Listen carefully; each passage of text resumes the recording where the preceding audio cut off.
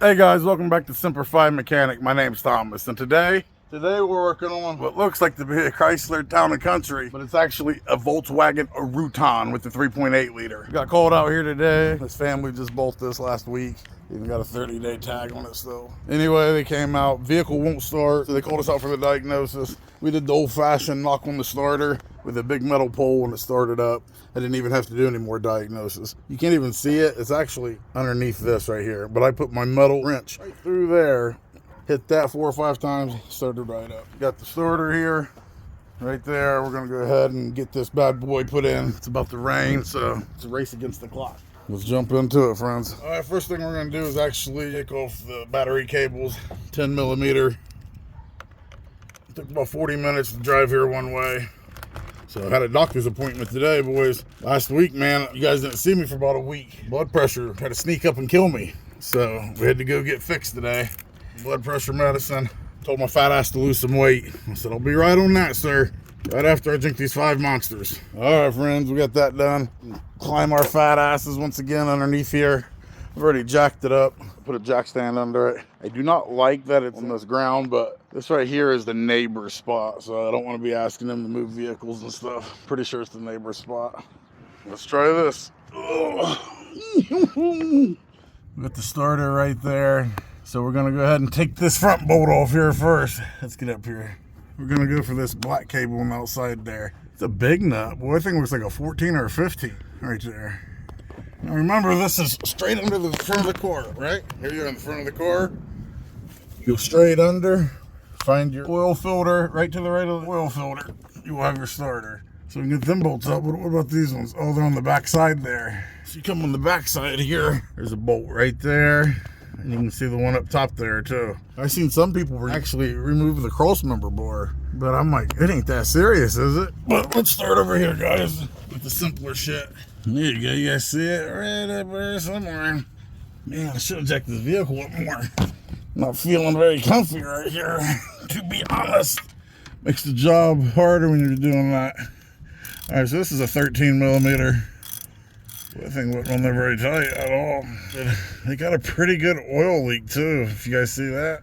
Yeah, you can see that right there. Is that coming from their oil pan, it looks like? Yeah. Oh man. Looks like they need an oil pan gasket. So we got the bolt off. We got the washer off. And now we're going to just remove this cable here. Set it to the side somewhere. Looks like the ground wire is yellow one right here. You guys see it? Alright, well, that worked. Alright, let's see. I think we can just pull this off. See? Alright, place that to the side as well. Up out of the way. Sorry guys, I'm breathing heavy. I'm a panther. Let's see. That's the bottom starter bolt right here. And there's this other one right there. Not that one up there, but that one right there. Okay? I can get to this one, but that one's going to be harder to do because there's bracket right here. The starter bolts are 15 millimeter, and I think these ones are 16. Let's see. Come on, baby. There we go. Oh, that wasn't so bad. Can we reach it from there? Yeah, okay. So there's it on there, okay, yep. All these bolts are loose. Not loose, but there's no way that's tightened to fucking spec. No way. We shouldn't be able to just apply 10 pounds of pressure to take that off. Alright, here we go. That's the starter bolt. Are they the same size as the other ones? No, starter bolts are a little bit longer. Alright, we moved on the other side here. Let's go ahead and pop this one loose. 16 millimeter. Come on now. Alright. Here's this. Got this bad boy here. That's 16.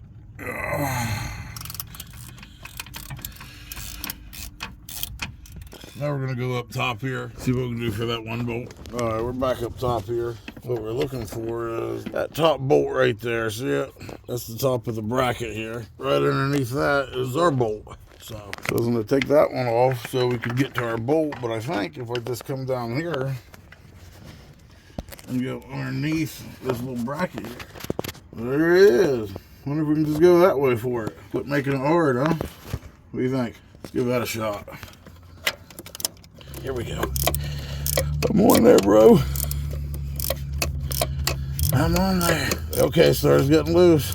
Dude, this bolt was so loose on there. That is something else, man. So we probably didn't have to take any of the motor mount bolts off. Or you could have probably taken this off too, if you'd have done that. Yeah, boy. That's why it's good to have one of these ratchets. If you look at the teeth count on them, a lot of them are 72, and this one's like 100. You hear the clicks? There's more of them. So if you're buying ratchets, look at the little teeth count. They always have it on there. It'll say 72T or 90T, 100T. The more you got, the more range of movement you have when you're doing this. We're getting close, right? Guess so. I think that was our cue. Can't leave that in there. There we go. Alright, where we at? Let's go down here and find our starter here. There it is. Yeah, look, this one barely spins, like it's tight, has nice resistance. You can still spin it, but you can tell that the mechanism's working right. With this one, there's no resistance at all. So the bearing went out on it, or something's failed in here. But you want to match them up, make sure they match up right, especially the bolts, connectors, the ground. Sometimes this ground will be like this, and you come over here and this one will be a connector, and you got to figure it out. And then the bolt holes, obviously. All right, let's get down here and put it back in, huh? All right, there's a picture of the flywheel right there. Looks pretty good. It's not all beat up or chipped up. There should be a gasket. Let's see, is it up there still? All right, here we go. You gotta make sure you don't lose it.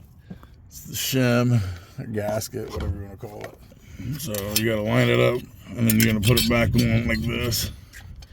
Make sure it stays together. I think you done lost your mind. What? I said, I think you done lost your mind. Get it lined up. We're gonna put this back up in there. Let's just keep it together here. So we just have it laying in there. It's not bolted up or anything. What I'm gonna do is put that power cord back on and that ground wire, and that'll actually keep it in place a little bit for us too. Let's go ahead and grab the ground wire here. Well, look what happened there.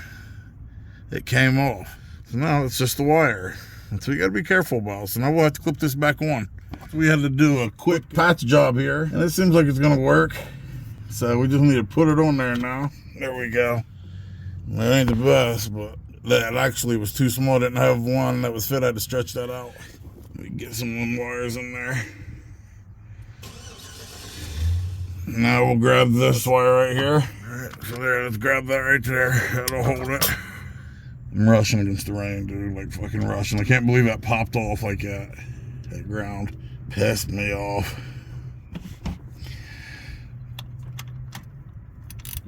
Come on, baby. Tighten this down nice and tight.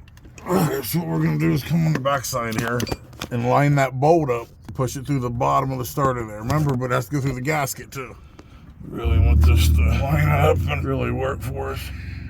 Alright, so we slid this up in place here. Got this bolt going through there. Remember, there's a shim, so you got to make sure you put this bolt through here. You got to make sure that the shim gets that too. Can you see it right here? Yeah. We're going to hold that together while we tighten this up a little bit. See that one right there? We got that tightened up pretty good. On this side, we got our ground on there and our positive. We got all that. We got one more bolt up top here. We want to try to put in the top. Remember, it's right below that fucking rusty piece of shit there.